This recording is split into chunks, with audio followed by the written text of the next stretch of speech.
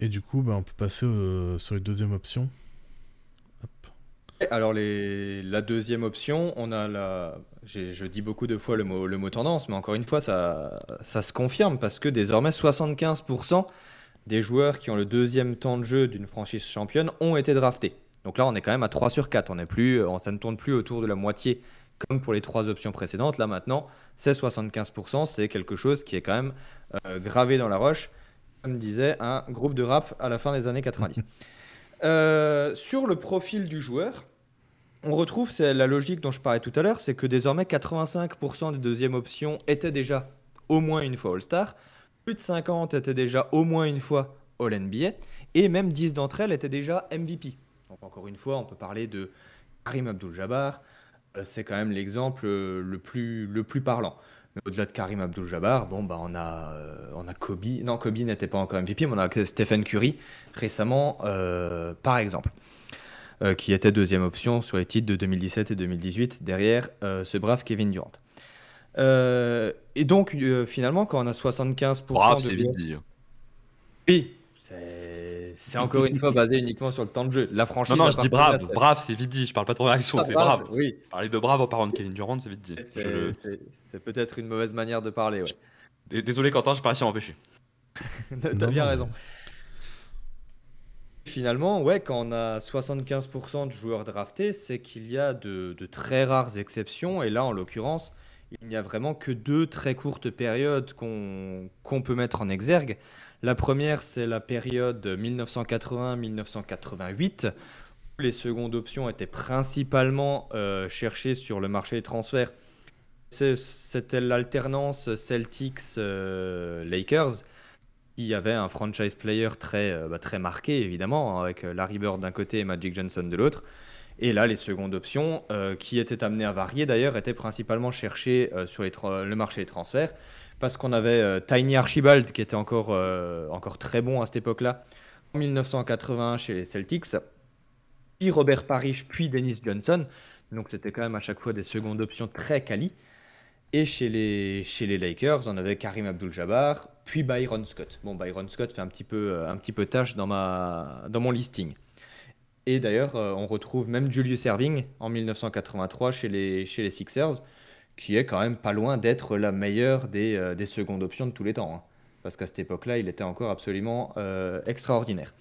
Et la seconde période au sein de laquelle les joueurs étaient les secondes options étaient plus souvent transférés que draftés, c'était la période 2004-2011, qui commence avec Ben Wallace chez ses Pistons, qui avait le deuxième temps de jeu. Après, on pourrait, Ben avant disait que Billups et Rashid Wallace étaient peut-être franchise players. Ben Non, mais Wallace après c'est un parti pris. Ta façon de présenter le truc, c'est un parti pris. oui, non, mais qui n'est Ah. d'ailleurs pas, c'est peut-être pas le truc le plus pertinent, hein, mais Il faut Ben bien quelque Wallace, chose. Il faut bien quelque chose. oui, voilà, il fallait que je parte d'un point de départ, quoi. Et à côté de Ben Wallace, sur cette période-là, on a Antoine Walker, dont on parlait il y a 2 minutes, et surtout le trio dont on n'a pas encore parlé de tout le monde, mais Kevin Garnett en 2008, Pau Gasol en 2009 et 2010, et Jason Kidd à Dallas, bien qu'il ait 47 ans, il avait encore le deuxième temps de jeu. Voilà. Mais c'est vraiment les deux seules périodes où, majoritairement, dans l'histoire de la NBA, sur les 76 années analysées, où ces joueurs les deuxièmes options étaient principalement cherchés sur le marché des transferts. Et d'ailleurs, est-ce que vous savez quel est le dernier de la dernière deuxième option qui a été cherché par le biais d'un trade? Faut pas rechercher très très loin. Un D-Wade? titre un peu spécial. D-Wade? Ah, c'est Anthony Davis. Ouais, c'est Anthony Davis, ouais, effectivement. Ah bah oui, oui, c'est plutôt, oui. Ok.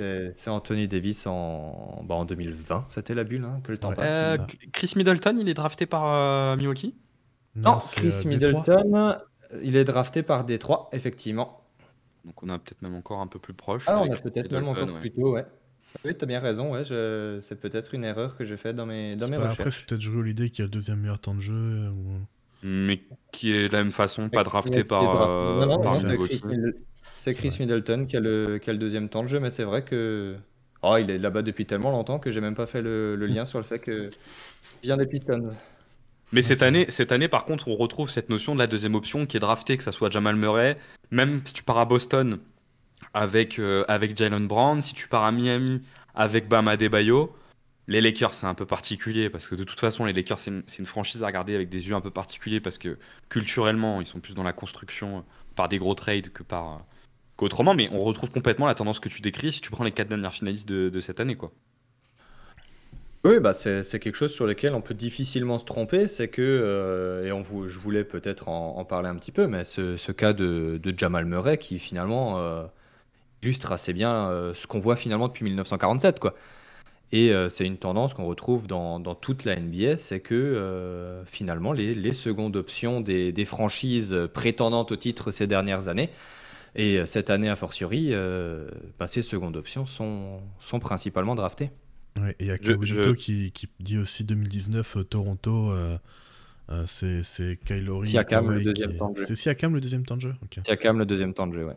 Ouais, donc bien drafté, mais c'est vrai que peut-être en option, c'était peut-être Kyle Lowry la deuxième vraie option, et du coup. Peut-être, Mais oui. après, c'est une question de choix de comment dire, d'éléments que t'as choisi, quoi. Enfin, c'est selon Oui, les et éléments puis que t'as choisis. pour répondre à ce que je vois dans le chat, l'usage pourcentage est clairement plus pertinent, mais dans la mesure où c'est une statistique avancée, on ne la retrouve pas pour les titres avant 1974. Du coup, il a fallu que je parte sur autre chose et j'avais pas envie après de trop mélanger. Tiens, de 47 à 74, je prends plutôt le temps de jeu ou le nombre de tirs. Puis de 74 à 2022, je me base sur l'usage pourcentage. En fait, ça aurait fait beaucoup d'explications et le risque de perdre le lecteur. et puis tu peux ajouter, moi depuis tout à l'heure sur tous les commentaires que je te propose, j'ai une vision très offensive, mais ce que dit j'ai Jedi Padawan? C'est Jedi et Padawan, c'est incroyable. Ce que dit Jedi et Padawan, pardon, et Padawan, effectivement, l'usage peut être pertinent, mais c'est une vue très offensive. Or, quand tu construis ton équipe, le deuxième joueur que tu viens mettre dans ta construction d'effectifs, c'est pas toujours une option offensive en fait. On parlait tout à l'heure du cas de Rashid Wallace et Billups pour les Pistons. Tu m'as dit que la deuxième option c'était Ben Wallace. J'ai réfléchi, je me suis dit, Absolument, ouais. dans la construction des Pistons, se dire que Ben Wallace c'est la deuxième tête, bon, même si c'était un effectif très équilibré, mais que c'est la deuxième tête, ça me paraît pas complètement non plus déconnant, quoi. Ouais, et puis c'est KG 2008 aussi, hein, bon, qui a encore un rôle offensif certain, mais qui est quand même deep de la saison et qui a principalement un rôle défensif. Ouais. Effectivement. Vincent, t'avais encore des choses sur les deuxièmes options ou Je crois que sur les deuxièmes options, j'ai épuisé mon temps de parole. ton stock?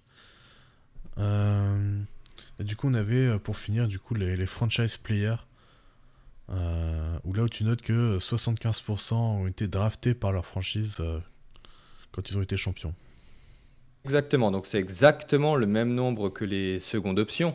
Donc on n'est plus sur une pente ascendante comme on l'avait jusqu'à présent, mais on est sur une stagnation, mais 75%, enfin quoique, désormais c'est un petit peu plus parce que Jokic a été drafté, mais je ne l'ai pas mis dans l'article. Mais 75% des franchise players, des premières options en tout cas, ont été sélectionnés à la draft. Donc en fait, très froidement, à la question comment on gagne un titre, si on se base sur les premières et secondes options, on peut se dire, bon, bah, c'est plus par le biais de la draft que par le biais d'un trade. Voilà.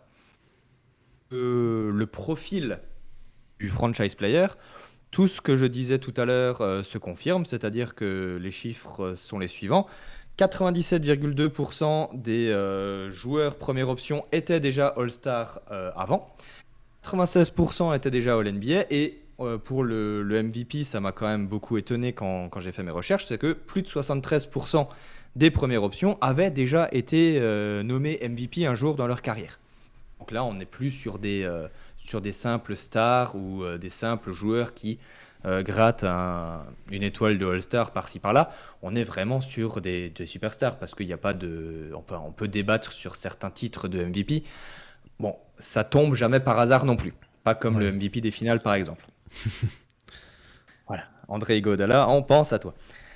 Et on s'aperçoit que les premières options qui ont été cherchées sur le marché des transferts, encore une fois, ce n'est que des superstars. Si on veut bien accepter les deux premiers trades de joueurs dont on a connaissance du nom que si on s'est vraiment intéressé à la préhistoire de la NBA.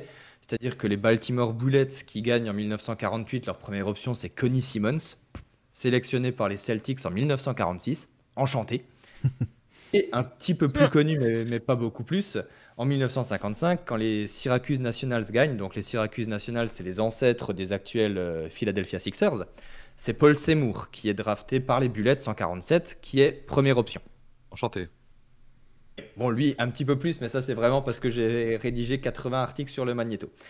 Mais sinon, ce n'est que, allez, à la louche, parce que je ne veux vexer personne, que des membres du top 50 all-time qui ont été cherchés sur le marché des transferts. Et on peut même les lister parce que ça prend pas beaucoup de temps. Hein. En 67, Wilt Chamberlain. Bon, top 50, je pense qu'on y est assez aisément. En 72, Wilt Chamberlain. Voilà. En 1975, Rick Barry, qui était un scoreur absolument génial. En 1978, avec les Bullets de nouveau, c'est Elvin Hayes. Donc Elvin Hayes qui n'est pas MVP des finales cette année-là parce que c'est Wes Unseld, mais qui n'a pas été nommé MVP des finales principalement parce que, passez-moi l'expression, c'était quand même une tête de con. En 1980, Karim Abdul-Jabbar. Je pense que dans le top 50, ça va. En 1983... Au début du top 50. Oui, 49. 49. Bah, oui, moi j'hésitais à 47, 48, 49, enfin par là, quoi, pas plus haut. Par là. En 1983, Moses Malone, qu'on oublie beaucoup trop souvent, mais qui est triple MVP quand même. 2000, 2001, 2002, bon, Shaquille O'Neal. 2012, 2013, LeBron James. 2016, LeBron James. 2017, 2018, Kevin Durant. 2019, Kawhi Leonard. 2020, LeBron James. Et le seul que j'ai oublié et que j'ai éludé exprès, eh ben c'est toujours en 2004, c'est Pistons, parce que ce n'est pas une superstar, c'était un très bon joueur, mais c'est encore une fois ce brave Richard Hamilton. Cette fois-ci, il est certainement brave, lui. Mais c'est Richard Hamilton qui n'est peut-être pas... bon, on ne le met pas dans un top 100 all-time, quoi. Oui, et puis ça marche aussi si on parle de Billups. Ça marche aussi si on parle de Billups, effectivement. Et puis cette équipe, c'était un peu une exception, donc au final, c'est rien de plus logique que Hamilton ou Billups soient des exceptions. Oui, ils sont là un petit peu pour casser les statistiques, ceux-là. Ouais. Et ce qu'on dit là sur les trades, alors je vais pas tous vous les faire pour les franchise players qui ont été draftés, mais c'est exactement la même chose, et peu importe les époques finalement. Là, j'ai le tableau sous les yeux depuis 1985. Bon, pêle-mêle, les premières options, c'était Magic Johnson, Larry Bird, Isaiah Thomas, Michael Jordan, Hakeem Olajuwon, Tim Duncan, ou autres Dirk Nowitzki ou Stephen Curry. Bon. Oui, bon, on est sur des top 15 all-time, là, à la louche. Mais voilà, on est... Tu vois, là, dans les choses que tu nous présentes, moi, je trouve ça super intéressant en lien avec ce qu'on a vu la semaine dernière autour de la discussion autour de Damian Lillard. Est-ce qu'il faut y aller ou pas? Et tu peux même aller un peu plus loin que Damian Lillard. Que penser de ces équipes qui vont par un trade ou la free agency aller prendre un très bon joueur pour en faire ta première option? Mais est-ce que vraiment on est sur un top all-time? Tu vois, je pense, je sais pas, au cas d'Amar'e Stoudemire Onyx, même quand ils ont pris Carmelo Anthony. Là, on a le cas de Damian Lillard qui vient maintenant. Et tu te dis, en fait, il faut quand même bien réfléchir quand tu trades ces joueurs-là. Est-ce qu'il y a vraiment une pertinence à en faire ta première option, tu vois? Donc déjà, on peut répondre à cette question-là. Et moi, la deuxième que ça me pose, mais qui est un peu à côté, c'est que penser justement de ces équipes comme OKC aujourd'hui, qui ont peut-être déjà leur première option, voire leur deuxième option, et à qui il reste plein de pics de draft. Est-ce qu'il faut continuer, ou est-ce que tu dis, allez, tu passes à la seconde, et tu vas trade pour aller commencer à aller chercher ta troisième, ta quatrième, ta cinquième option? Et on s'est beaucoup posé la question la semaine dernière de pourquoi OKC va pas chercher Damian Lillard. Ben, on a peut-être un petit bout de réponse là avec ce qu'on vient de décrire, c'est-à-dire que aller chercher un joueur star pour aller chercher un titre, en fait, ça marche que, et là c'est vraiment super pertinent, ça marche que si tu vas chercher vraiment du top de chez top, quoi. Oui, ok, si tu vas chercher LeBron James, ça marche, tu vas chercher Stephen Curry, ça marche. Est-ce que Lillard, c'est de ce niveau-là? Bah, de toute façon, je suis pas sûr. De toute façon, si tu remontes chaque année, chaque champion, le meilleur joueur, c'est un joueur qui est top 5 de la ligue, à part l'exception des Pistons, par exemple, ou peut-être de Dallas, ou dire qu'il était plus vraiment un top 5 de la ligue à cette époque-là. Mais t'as vraiment... Ça a coupé, j'ai pas entendu ce que t'as dit, désolé. Ah, je disais... Non, je rigole. J'ai pas piqué. Tu m'as eu, bien joué. Et, Et du coup, oui, tu as toujours un top 5. Donc la question, c'est est-ce que Lillard, c'est un top 5 de la ligue et tu vas en faire ta première option pour le titre? Bah, c'est un peu en dessous, je dirais. C'est pas un top 5. C'est pas un top 5. Enfin, aujourd'hui, Lillard, de celui qui me dit que c'est un top 5, il y a des joueurs supérieurs. Sur quoi je m'appuie pour dire que c'est pas un top 5? Déjà, on n'a pas forcément la validation avec un titre de MVP. Est-ce que ça fait toi un top 5? Je sais pas. On a vu des limites dans souvent les deuxièmes tours, des runs de playoff qu'il a fait, ou dans la deuxième partie des deuxièmes tours. Ça a tendance à caper un peu. Et puis parce qu'aujourd'hui, il y a des joueurs incroyables dans le top 5. Est-ce qu'il est plus fort que Jokic? Non. Est-ce qu'il est plus fort que Doncic? Moi, j'aurais du mal à dire qu'il est plus fort que Doncic. Par rapport à Embiid, pour moi, on est à peu près dans la même catégorie qu'un Embiid. Peut-être même un peu en dessous quand même. Alors, Mais ce qui est au niveau de Giannis, de Curry, pour moi, c'est pas ce niveau-là, quoi. moi, si je te fais. Alors, j'avais fait mon DH20. Donc, le DH20, c'est le top 20 des joueurs de la ligue par Dunkebdo, où ils font donc collaboratif un peu avec les auditeurs pour avoir un classement qui représente un peu un panel de personnes. Et moi, dans mon vote, j'ai mis Lillard 9ème. Voilà. Oui, c'est aussi là où moi je le mettrais plus ou moins. Moi, je sais pas si je sais pas si un, je sais pas ça. Enfin, faudrait que je regarde dans le détail, mais un joueur qui arrive pas plusieurs années de suite avec des effectifs qui sont pas non plus si catastrophiques que ça. Pour moi, un top 10, il t'emmène au moins au play-in tous les ans, tous les 2 ans. Alors, C'est le cas là dans où je cette suis année, il l'a pas pas fait. d'accord. C'est là où je suis pas d'accord parce que pour moi, le niveau d'une équipe, tu le juges justement sur les role-players et pas sur la superstar. Et du coup, J'ai- tu vois comment était construit Portland ces dernières années. On voit qu'en fait, il n'y a jamais eu d'autres All-Stars, même si McCollum était vraiment à la limite, Le border, ouais. un Ouais, peu mais je suis border. d'accord avec Mais toi. à part ça, ça a jamais été un effectif de grande qualité. Et même sur des deuxièmes tours ou une finale de conf, les Blazers n'ont jamais été les favoris. Je suis d'accord avec toi, mais si tu prends, pour reprendre ce que nous a dit Vince, l'exemple historique des joueurs qui sont arrivés par une draft ou par un trade, pardon, par un trade ou par la free agency et qui t'ont mené au titre, ces joueurs-là, quand ils arrivent dans ton effectif, ils sont dans leur prime, tu te poses même pas la question si tu vas faire top 8 ou pas. Tu sais que tu vas la faire. Quand tu prends LeBron James, tu sais que tu feras ton top 8. Ah oui, non, Quand tu prends Kevin Durant, tu sais que tu le fais quoi qu'il arrive. Et, ok, ils sont bien entourés, mais même s'ils sont pas bien entourés, tu le fais quand même. Lillard, il est pas là-dedans, tu vois. non, ça, je suis d'accord qu'il y a une classe d'écart entre ces deux types de joueurs. Ça, c'est indéniable. Non, ce que je veux dire, c'est que c'est l'effectif qui amène la superstar finalement au sommet en playoff. C'est pas la superstar Oui, oui. qui amène n'importe qui non plus en playoff. Sauf exception, Enfin, oui, effectivement. voilà, Mais c'est sauf vrai que exception. Sauf l'analyse exception, mais Vince, ce que tu as décrit, dans les exceptions, c'est des joueurs qui font partie de cette exception. C'est-à-dire que Ouais, bien tu sûr, les prends, tu sais que Oui, oui, que bien tu sûr, y es, ouais. quoi. bien Tu sûr. Et sais que tu y es c'est dans les playoffs. voilà, c'est des mecs du calibre, voilà, c'est ce qu'on a dit, c'est des mecs, on les fout dans le top 20, dans le top 30 des meilleurs joueurs de tous les temps. C'est vrai que l'analyse historique ne plaide pas pour se dépouiller, pour aller chercher Lillard, bon, on peut peut-être le mettre dans un top 100, lui, ça se discute, mais ça ne plaide pas pour. Euh, et là, quand tu parlais, Ben, alors il n'est pas arrivé, c'était le franchise player, il n'est pas arrivé par un trade, mais on pourrait peut-être faire un lien, même s'il était peut-être encore un petit peu plus fort que Lillard, hein. Et on pourrait prendre l'exemple de Paul Pierce, qui n'était pas non plus dans le top 5 peut-être des meilleurs joueurs de l'année 2008, mais, ou border en tout cas. Ce qui me fait dire que si Miami pardon, va chercher Damian Lillard, il faudrait, pour pouvoir prétendre à aller au titre, qu'il soit excellemment bien entouré. Parce que c'était le cas de Paul Pierce, il était excellemment bien entouré, avec et Kevin Garnett, avec et Ray Allen principalement. Et on pourrait là se demander quand même si Miami n'a pas, déjà avec Jimmy Butler, avec Bam Adebayo, enfin faut voir qui c'est qui reste et qui c'est qui part dans ce trade, mais je pense que l'objectif de ramener Lillard, c'est pas pour perdre ni l'un ni l'autre.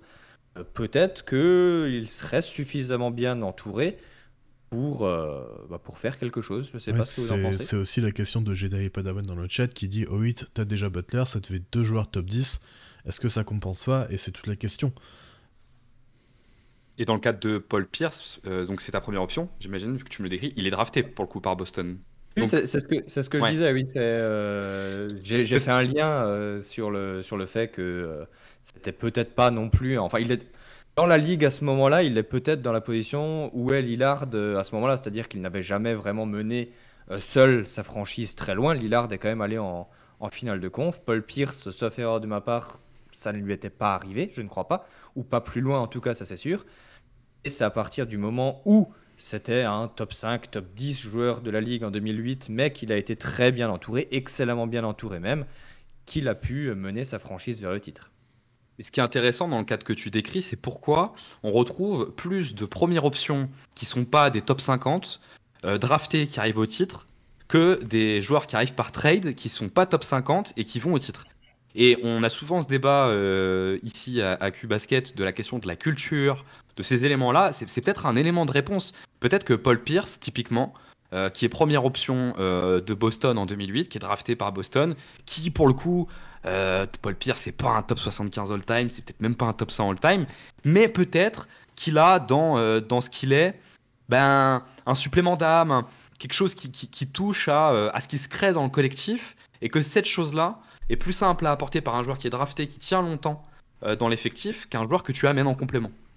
Ouais, ça c'est un truc que tu peux pas, c'est pas palpable entre guillemets. Enfin, ça, tu peux pas le calculer, tu peux pas le, c'est un impact que tu peux pas vraiment. Bon, après, c'est intéressant de parler de choses qui sont aussi pas calculables, tu vois. Oui, bien Moi, sûr, mais c'est je veux quelque dire, chose du coup, qui, c'est plus dur effectivement, d'en faire un argument très concret pour ça, quoi. C'est ça que je veux dire. Oui, mais t'as quand même pas mal de cas comme ça, en fait. Et t'en as pas dans l'autre. C'est ça qui est intéressant. Tu vois, c'est vrai que ouais. quand tu prends le cas de San Antonio, quand ils gagnent en 2014, ok, c'est un effectif complet. Mais la première option, la tête de gondole, c'est pas un joueur drafté. Et t'as cette notion un peu d'ancrage à San Antonio. Quand tu prends Dallas en 2011, mes respects à Dirk, mais est-ce que Dirk est en top 5 joueur NBA en 2011? À la fin des playoffs, on se dit que oui. Quand les playoffs démarrent, je suis pas convaincu Non, qu'on se le clairement dise. pas, ouais. Quand Non, tu plus prends top 5, ouais. Ouais, voilà, quand tu prends Paul Pierce 2008, bah pareil, je suis pas convaincu que tu te le dises, quoi. Donc clairement pas, mais c'est des équipes qui ont un effectif très profond et qui ont un jeu très spécial et que c'est pour ça que c'est des exceptions d'ailleurs. Ouais, alors Dallas, peut-être pas, mais je suis d'accord sur ta remarque de manière générale. Je suis Oui, d'accord c'est sur ta plutôt remarque de manière générale. Les Spurs 2014, les Pistons 2004 plutôt dans ce cas-là, ouais. Mais Dallas, même les c'est Mavs de aussi. 2011 avaient quand même, ils avaient quand même un bel effectif, même si c'était plus des joueurs qui étaient dans leur prime, les Tyson Chandler, les Jason Kidd et tout ça, mais ça restait encore de très bons joueurs NBA, quoi. Dallas 2011, c'est aussi, c'est pas une anomalie au rang des Pistons 2004, mais c'est aussi quelque chose qui, enfin, on relance la saison 10 fois, ils ne la gagnent qu'une fois, quoi. Hmm, possible. C'est pas censé aller au bout. C'est quand même, enfin, c'est un effectif de vieux, Non, hein. clairement, ouais. Ouais. Dirk, il a passé la trentaine. Jason Kidd, il est vieux. Peja Stojakovic, il est vieux. Sean Marion, il a les mêmes genoux que moi en ce moment. Bon, c'est un effectif qui va au bout, mais c'est plus ou moins un miracle, hein. Puis même, faut voir aussi les adversaires, parce que par exemple, les Pistons de 2004, ils tombent contre des Lakers qui sont qui sortent de 3 titres, donc déjà c'est hyper dur pour eux d'en gagner un quatrième. Et en plus, t'as une espèce de fin de cycle avec Kobe et Shaq, t'as Peyton et Malone qui ont encore des rôles quand même plutôt importants alors qu'ils sont vraiment en fin fond de carrière. Donc t'as aussi ce truc-là des adversaires. Les Lakers en 2004, ils sortent, sauf erreur de ma part, non pas de 3 titres, parce que c'est San Antonio qui est champion en 2003. Ah oui, pardon, Il y a une, oui, pe- ah oui, il y a une- pardon, il y oui. a une Oui. C'est petite vrai, année de ouais. pause quand même. Ah Mais ouais, c'est vraiment la effectivement. fin de cycle. Enfin, c'est avant que Et ça c'est la fin de explose. cycle, oui, on retrouve la notion de fin de cycle effectivement d'épuisement du roster. Ce serait sympa à comparer, enfin, ces deux anomalies là entre guillemets, les Pistons de 2004 et les Mavs de 2011. Parce qu'au-delà du fait que ce soit des surprises, il y a quand même peu de choses en commun parce que pour le coup, le parcours des Mavs est horriblement compliqué. Même en termes de style de jeu. C'est-à-dire que encore tu peux comparer Détroit un peu avec San Antonio quand ils sont champions un peu plus tard. Tu peux comparer peut-être avec Boston. C'est trois équipes qui ont un jeu où la responsabilité est quand même répartie. Dallas 2011, il y a des joueurs d'expérience, il n'y a pas de souci. Mais enfin, la responsabilité, elle n'est pas répartie, hein. C'est quand même Dirk. Dirk, là, c'est pour le coup, on est vraiment sur le profil typique du franchise player autour de qui tout tourne, quoi.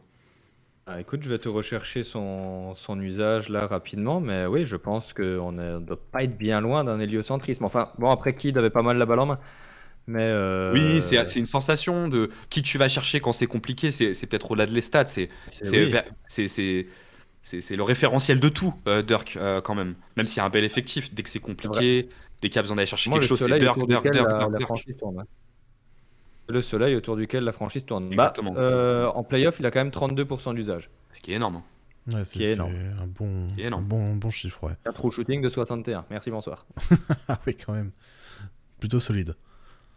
Mais- Oh, vas-y, Benjamin, vas-y. Oui, j'allais dire, du coup, ça c'est la première question que je posais, mais du coup, il y a la deuxième question qui est super intéressante. En fait, ce que tu nous dis, c'est une fois que tu as tes deux franchises, enfin tes deux têtes de gondole, eh ben, il faut commencer à construire. Et là, on peut commencer à se poser la question, aujourd'hui en NBA, chez les équipes qui ont des rosters un peu jeunes, qui a déjà ces deux têtes de gondole? Et notamment, pour Quentin, qu'on fasse écho au débat qu'on a eu la semaine dernière, qu'est-ce que tu fais dans ces équipes-là qui accumulent les tours de draft? Typiquement, quand tu prends Boston, tu as tes deux têtes de gondole, tu te poses pas la question. Mais tu as des équipes comme OKC, Détroit, les Pels, Houston, Charlotte, Orlando, même Sacramento dans une moindre mesure, qui sont des équipes qui ont plus ou moins des tours de draft restants. Mais en tout cas, tu peux te poser la question sur ces équipes-là, là, qui sont un peu dans un entre-deux, c'est-à-dire à la fois jeunes et on ne sait pas trop s'il faut passer le next step ou se remettre dans de la reconstruction. Est-ce qu'il faut retourner à la draft ou est-ce qu'il faut arrêter la draft, quoi? Bah, déjà, je pense qu'il faut cibler les équipes qui ont ces équipes jeunes qui ont leur franchise player. Tu vois, là comme ça, je vois juste vraiment OKC avec Shai, pardon, parce que je vais me faire engueuler sur la prononciation après. Mais enfin, t'as ton numéro 1, ça a été clair et net sur les 2 dernières saisons. Il est trop fort. Et voilà, maintenant, c'est la question numéro 2. Est-ce que Giddey peut l'être? Est-ce que ça peut être Jalen Williams? C'est encore trop tôt pour le dire. Maintenant, sur les autres équipes, par exemple Orlando, je vois pas Franz Wagner, Paolo Banchero être des numéros 1 maintenant. Alors, je sais plus quelle équipe t'as cité. Si tu veux, j'ai regardé un peu pour les équipes pour lesquelles on peut se poser la question, et en fait, on se rend compte que les franchises NBA sont pas complètement folles quand même. C'est rassurant. Mais tu vois, j'ai regardé un peu là sur les équipes un peu en construction, celles sur laquelle on peut se poser une question. Donc j'ai pas regardé Utah sur laquelle il n'y a pas de question à se poser. Effectivement, c'est de la reconstruction, il n'y a pas de sujet.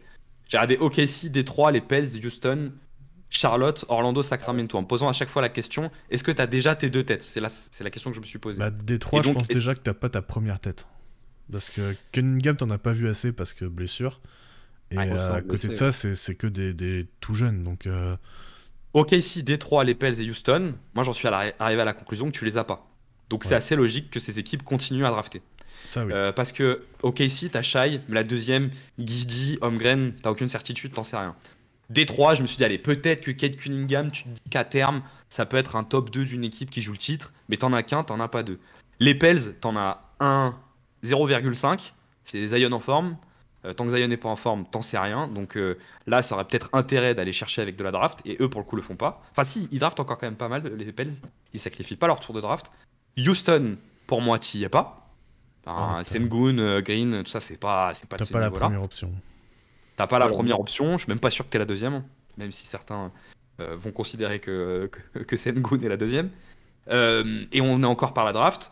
Je me suis quand même posé la question pour Charlotte, Orlando et Sacramento, qui étaient les autres équipes sur lesquelles pour moi on pouvait se poser une question.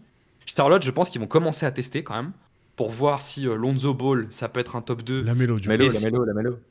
Pardon, Lamelo peut être un top 2. Parce Et que j'ai Lonzo, il a aussi mangé... les mêmes genoux que moi. et j'ai mangé le nom du rookie de cette année, là, le top 3 de draft. Ça va pas me revenir. L'ailier Miller. Brandon Miller. Brandon Miller. Ouais, ouais. Brandon Miller, je pense qu'ils vont commencer à tester, voir s'ils ont trouvé leur duo, et peut-être qu'après on va voir ce qu'ils font. Orlando, il y a une question autour de Paolo Banchero et de Wagner. Pour moi, ils vont sacrément se poser la question cette année, parce qu'on arrive dans l'année 3 ou 4 de Wagner, et que Banchero est en année 2. Ils vont voir si tu as au moins un des deux, voir si tu as les deux. Et Sacramento, pour moi, ils y sont pas, et pour autant, ils passent plus du tout par la draft, si tant est que tu considères que c'est Sabonis et De'Aaron Fox. Pour moi, Sacramento, Fox est leur 1. Pour moi, je pense que c'est assez indiscutable. Sabonis, techniquement, c'est un très bon joueur. Hyper efficace en plus cette saison. Qui te sert de hub offensif. Qui est vraiment... qui a fait vraiment une très très belle saison. Moi, la question que je me pose sur Sabonis, c'est comment ça se traduit en playoff. Parce que c'est un intérieur qui va être ciblé. Et en général, les intérieurs ciblés en défense pour des équipes qui veulent être contenders, ça marche rarement. Et même en attaque, hein, ils l'ont laissé quand même, Ouais. ils lui ont laissé beaucoup de liberté à 5 mètres du Ouais, mais panier. Ils ça, lui ont tu dit, bah, vois, vas-y, mon grand, tire, hein. tu vois, ils l'ont fait à Adebayo aussi, et Adebayo a réussi à Lui a passé le cap, ouais. compenser. Alors, C'est un joueur supérieur à en attaque, Adebayo, il n'a hein. pas été spécialement très bon, même efficace ou quoi, il n'a pas été très bon, mais il a compensé par sa défense où c'est ça qui le faisait rester sur le terrain, et c'est ça qui faisait que c'est lui qui avait pareil, le deuxième plus gros temps de jeu de l'équipe parce qu'il était indispensable. C'est ce que j'allais dire, il y a deux côtés du terrain. C'est-à-dire qu'Adebayo, peut-être qu'en attaque par rapport à Sabonis, voilà, mais il y a l'autre côté du terrain qui compte. Mais en fait, tu te dis sur Sacramento, moi j'aime bien ce que tu décris, Quentin, là, autour de Sabonis. Enfin, et Sabonis, on va être d'accord, tu l'imagines pas top 2 option d'une équipe qui joue le titre. Non, Non. je pense pas. Non. Et en plus, d'ailleurs, tu l'as pas récupéré par la draft, tu l'as récupéré par un trade.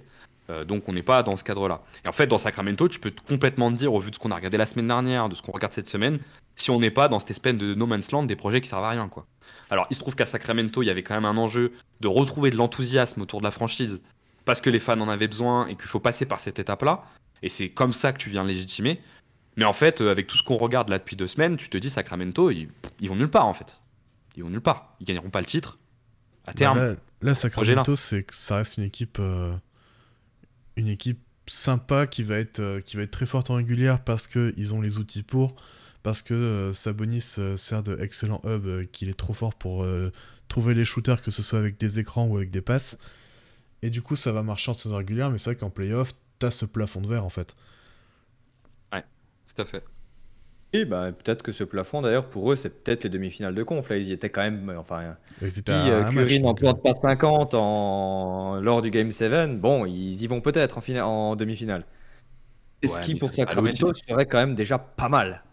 Ouais, mais ils seraient pas allés au titre. Ça, c'est Ils seraient l'idée, pas quoi. allés au titre, non. Ce qui est pas grave J'avais. sur une année 1, hein. Ce qui est pas grave sur une année Ah 1. non, non, pas du tout. Mais c'est plus de se dire, au vu de tout ce qu'on regarde, est-ce que sur une année 2, une année 3, une année 4, ils peuvent le jouer dans la configuration actuelle.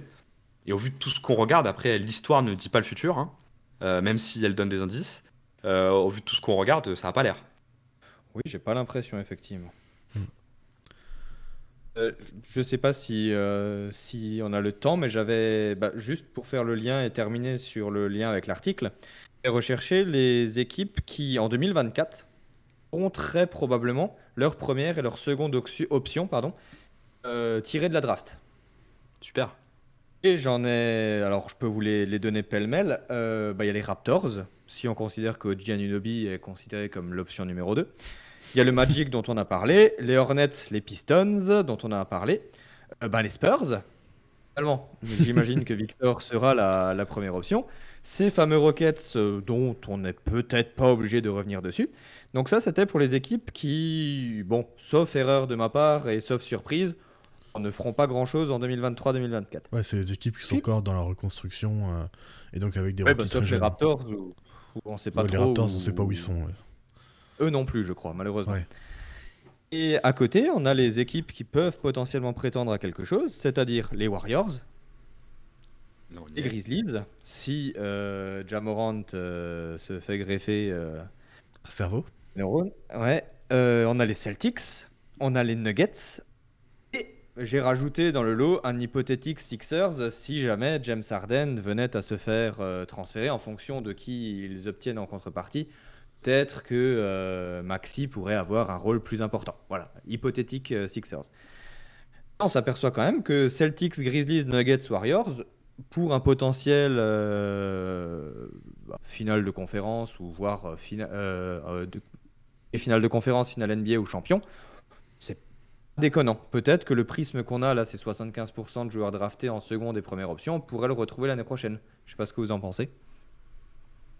Bah, ce Ouais, qui est intéressant dans ce que tu décris, c'est qu'effectivement, on retrouve cette notion-là en fait, c'est des joueurs que tu amènes toi, ta première et ta deuxième option, parce que si tu ajoutes Milwaukee, en tout cas notamment chez les contenders, et c'est intéressant parce que si tu ajoutes Milwaukee, bon, tout à l'heure j'ai un peu fait un pas de côté avec Chris Middleton, effectivement, il a été drafté par les Pistons, mais c'est un joueur qui a été fait par la factory Milwaukee. Donc c'est pas comme s'il était drafté, mais on n'en est pas loin. Et en fait, ce qui est intéressant, alors à part peut-être les Lakers, mais les Lakers, je crois que c'est un cas tellement particulier dans l'histoire. On retrouve à chaque fois, en fait, t'as raison, dans les contenders, cette construction, quoi.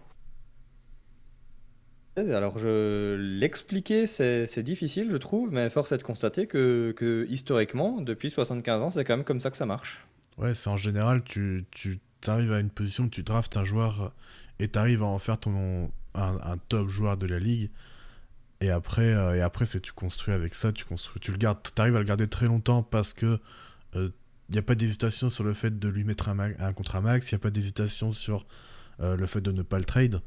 Donc tu le gardes très longtemps et tu construis après autour de ça. Soit via la draft, Ouais, soit via les Le trades. contre-exemple parfait de l'année prochaine, ce sera peut-être les Suns, quoi. Ouais, exactement.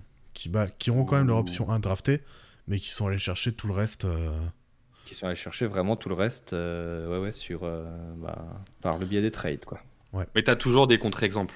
Ce qui est intéressant, c'est quelle est la continuité pour voir ce que les franchises cherchent à faire. Et effectivement, Mm. là, on retrouve complètement tout ce que tu décris dans toutes les franchises en construction. Tu as l'impression que c'est un cycle infernal de trouver ta première et ta deuxième option avant de passer la seconde, quoi. Et Ouais, de la trouver par la c'est ça. draft. C'est exactement ça. Et c'est ce que font les franchises qui sont en construction, c'est qu'ils Tout accumulent ça. un maximum de tours de draft.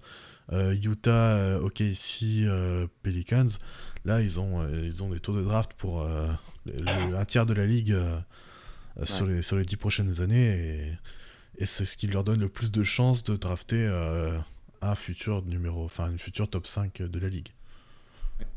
Ouais. Vincent, du coup, tu peux conclure sur cet article, je pense. Ouais, écoute, je crois qu'on en a déjà beaucoup parlé. Ouais. Voilà, si on manifestement, hein, c'est pas selon moi, mais manifestement, si l'on veut gagner un titre NBA, il vaut mieux miser sur la draft. Donc peut-être que dans 10 ans, Oklahoma, qui sait qu'il y a les Spurs, peut-être, ce Mhm. seront peut-être des franchises sur lesquelles il faudra compter, parce qu'ils ont peut-être déjà leur première option. Bon, là, Shea n'est pas drafté, mais les franchises là qui ont amassé des pics, peut-être qu'il faut garder un œil dessus dans les années à venir, parce que elles ont, le profil type Ouais, pour décrocher un titre dans disons que les années à venir. s'il y avait un modèle fixe de comment gagner un titre, c'est d'aller chercher tes deux premières options via la draft et après construire autour, soit Et via à la draft, construire soit autour. via un trade, selon ce que tu as sous la main, quoi. C'est exactement ça. En tout cas, tes mots sont très éclairants sur le débat qu'on a eu la semaine dernière où on posait la question de ce que souhaitaient faire OKC et les Pelicans avec leur pick et de pourquoi ils les lâchaient pas pour commencer à se renforcer fortement. Je trouve que tout ce que tu nous as dit, c'est assez éclairant sur ce sujet-là parce qu'en fait, à un moment donné, on s'est quand même posé la question, mais pourquoi ils le font pas? À votre avis, pourquoi ils le font pas? C'est-à-dire que nous, on s'est dit, ils doivent le faire, ils doivent pas le faire, et puis d'un moment, on s'est dit, oui, mais pourquoi ils veulent pas le faire? Qui est encore une autre question, et ce que tu nous dis, je trouve, est assez éclairant là-dessus. Ouais. Ouais, Sam Presti, il a vu l'article, je pense. Il est 75% par la draft, allez, je garde tout. Non, mais en plus, les Américains sont tellement dans la proba que Ouais, c'est ouais. tellement le modèle que ça ne me surprendrait pas. Ouais. Et du coup, on peut faire un petit point sur les rapides parce qu'on a parlé de pas mal d'équipes déjà, mais du coup, les contenders en NBA actuellement, si on prend les Nuggets par exemple, ils ont 3 joueurs draftés qui sont en contrat max, donc t'as quand même, euh, disons, Porter, une ouais. construction via la draft qui est omniprésente. Même si après, du coup, t'es allé chercher KCP par exemple via un trade, l'année dernière Bruce Brown via un trade, non, c'était la free Aaron agency, Gordon. du Aaron Gordon via un trade, exactement, Tout ce que nous a dit Vincent. c'est ça. On sort de la première, deuxième option, même c'est ce qu'il nous a dit sur la quatrième, la cinquième. On peut parler des Bucks, Giannis qui a été drafté, et le reste qui a été acquis via trade ou free agency. Mais pareil, Chris Middleton qui est là depuis très très longtemps, donc Ouais. qui a vraiment beaucoup progressé à Milwaukee. Et après, ils sont allés chercher Joe Holiday pour passer le cap. Brook Lopez. Brook Lopez aussi également, ouais. Enfin, je parlais surtout de Joe Holiday vu qu'ils ont dépensé quand même beaucoup d'assets pour aller le chercher. Oui. Bah, ça a un peu détraqué la valeur du pic sur le marché d'ailleurs. Ouais, c'est Joe vrai que ça a Holiday. un peu commencé avec eux, où ils ont donné, je crois, 3 picks non protégés, plus 2 swaps, un truc comme ça. Ouais, c'était quelque chose d'assez énorme. Bon, après, encore une fois, et première année, champion, merci, Oui, bonsoir. voilà, c'est rentable. On peut dire que c'est rentable. Même C'est- pas avec Rudy Gobert, mais qui tourne du bon côté, quoi. Ouais, Ouais. et j'allais faire la blague, effectivement. Pardon. T'as les Celtics aussi, où a priori, t'as tes deux premières options qui ont été draftées. a priori. T'avais même la parce troisième que- jusqu'à peu, avec Marcus Smart. Ouais, c'est vrai. Et là, c'est plutôt Brogdon, Waite, Robert Williams. Ouais, bah, et maintenant, Alors Ford. Kristaps, tu vois, qui va prendre un. Robert Ouais, Williams, c'est il n'a vrai. pas été drafté par Boston? Non, Atlanta, Horford. C'est à Horford que tu as Non, dit, hein? Robert Williams. Ah si, il est drafté par Il Boston. est Ah oui, drafté, oui. ouais. Il est Ouais, drafté par c'est ça. Boston, ouais. Et donc les Suns, on en a parlé rapidement. Booker qui a été drafté et le reste, évidemment, via trade ou free agency. Notamment avec le proprio qui a dit dépenser sans compter. Ouais. Effectivement, c'est ce qu'ils ont fait. Et beaucoup de gens se posent la question de est-ce que les Suns vont pas dans le mur parce que ça a l'air complètement, enfin c'est le Chelsea du basket un peu, quoi. Surtout avec le nouveau CBA où tu peux te retrouver très vite dans la merde. Mais dans la deuxième Financièrement, apron, bon, eux, ils ont les deux pieds dedans. Hein. Ouais, et puis c'est même au-delà du financier, puisque maintenant. Alors je sais plus si c'est. Je crois que c'est si tu y es 2 fois sur les 5 dernières années, ton prochain pick de draft disponible, il vire à la fin du premier tour. Oui, donc t'as plus le droit de trade un pick à année plus 7. Là c'est année plus 7, mais du coup tu pourras trade qu'à année plus 6, donc ça te limite encore dans ton renforcement. Donc ouais, Phoenix, là c'est vraiment tout ou rien. La NBA, Ouais, bah, c'est l'Union Européenne, on n'y comprend rien, il y a des règles partout, et comme ça limite les gens qui peuvent capter un peu ce qui s'y passe, quoi. Et c'est là que tu me fais une belle passe décisive, qu'on peut aller voir le contenu de Tom sur Dunk Hebdo, qui a fait cet Absolument, été ouais. pas mal de pastilles sur le nouveau CBA et qui l'a très bien expliqué. Bravo Tom. Et merci surtout. Parce que faut se le farcir le CBA quand même. Claire. Ouais.